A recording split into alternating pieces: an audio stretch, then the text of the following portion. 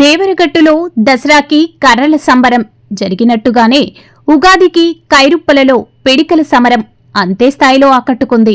ఇదంతా చూసేందుకు వేలాది మంది తరలివచ్చారు. ఇద్దరు దేవతామూర్తుల మధ్య ప్రేమను గెలిపించి పెళ్లి చేసేందుకు శ్రీ కాళికామాత, శ్రీ వీరభద్రస్వామి భక్తులు పిడకల సమరం సాగించారు. భక్తి శ్రద్ధలతో సాంప్రదాయం ప్రకారం ఈ ఆచారాన్ని కొనసాగించారు. ఈ పిడికల సమరం ఆస్పరి మండలం కైరుప్పల గ్రామంలో జరిగింది. కర్నూలు జిల్లా ఆస్పరి మండలం కైరుప్పల గ్రామంలో శ్రీ భద్రకాళీదేవి వీరభద్రస్వామి ఆలయానికి కొన్ని వందల సంవత్సరాల చరిత్ర ఉంది.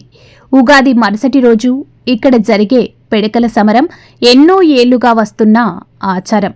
ఈ ఏడాది వేలాది మంది సమక్షంలో హోరాహోరీగా పిడకల సమరం సాగింది. ఈ సమరంలో దాదాపు 40 మంది స్వల్పంగా గాయపడ్డారు. గాయపడ్డవారు స్వామివార్ల ఆలయానికి వెళ్లి విభూతి రాసుకొని వెళ్లిపోయారు. పిడకల సమరంలో హైలైట్ ఏంటంటే, సాంప్రదాయం ప్రకారం కారుమంచి నుంచి పెద్దిరెడ్డి వంశస్థుడైన నందకిషోర్ రెడ్డి గుర్రంపై మంది మార్బలం, తప్పెట్లు, మేళతాళాలతో కైరుప్పలకు వచ్చారు. దేవాలయంలోకి వెళ్లి పూజలు చేసి వెనుదిరిగారు. పిడకల సమరం మొదలైంది.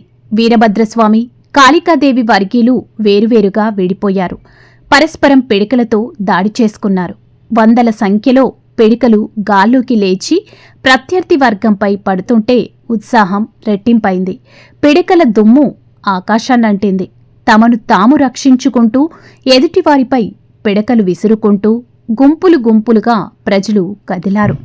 ఒకసారి ఒక వర్గం వారిది పైచేయి అయితే మరోసారి మరో వర్గం వారిది పైచేయిగా నిలిచింది. తమ వర్గం వారు గెలవాలనే తపనతో మహిళలు పిడకలు అందిస్తూ సాయంగా నిలిచారు.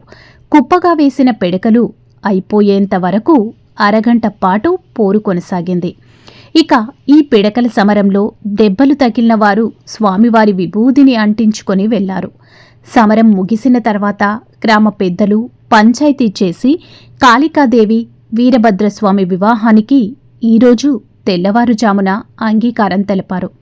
ఈ ఉత్సవాన్ని తిలకించేందుకు కైరుప్పల చుట్టుపక్కల గ్రామాల నుంచి వేలాది మంది ప్రజలు తరలివచ్చారు. ఎలాంటి అవాంఛనీయ సంఘటనలు జరగకుండా పోలీసులు భారీ బందోబస్తు ఏర్పాటు చేశారు.